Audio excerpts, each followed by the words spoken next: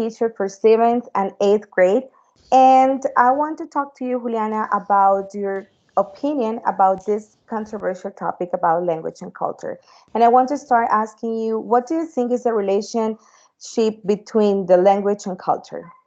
Okay, good afternoon. As Sandra said, my name is Juliana Gaviria. I think language and culture are closely related and interactive. They cannot exist without each other. I would say that culture is transmitted through language.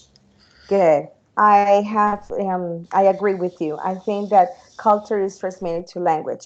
But that made me think, what is the influence of culture in the process of foreign language?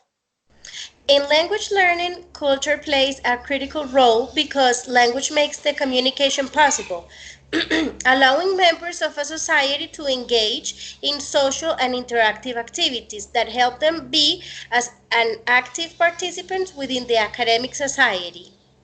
That's right. And that's our aim as teachers. We want our students to be part of a society.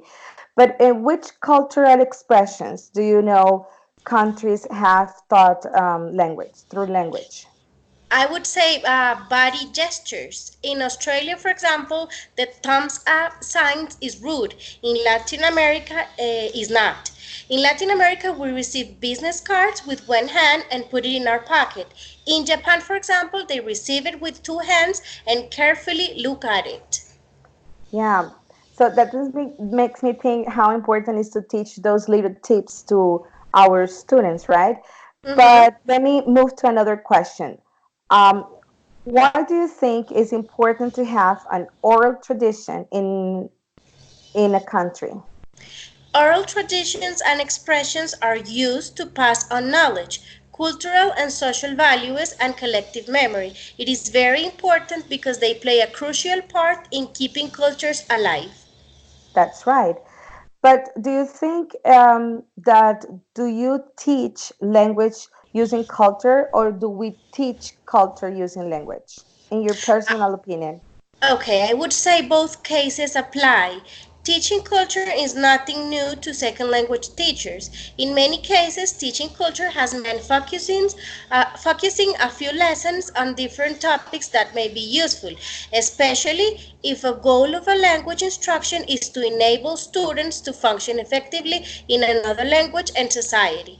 Also, cultural activities and objectives should be carefully organized and incorporated into lessons plans to enrich and inform the teaching content. Good. Now, in your personal opinion, do you take into account culture in the strategies you use in your English classes?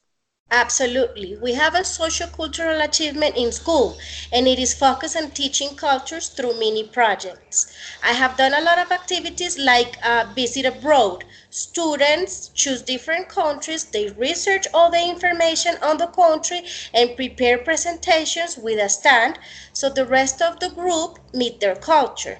We also have a food fair activity where students sorry, where students have to bring typical food and things from different places and present to the school the variety of cultures. Thank you very much, Juliana, for sharing all this information and your experience as a teacher in trying to include culture in your English classes. I really appreciate it. Thank you very much. It was a pleasure, Sandra. Have a great day. Bye. Bye.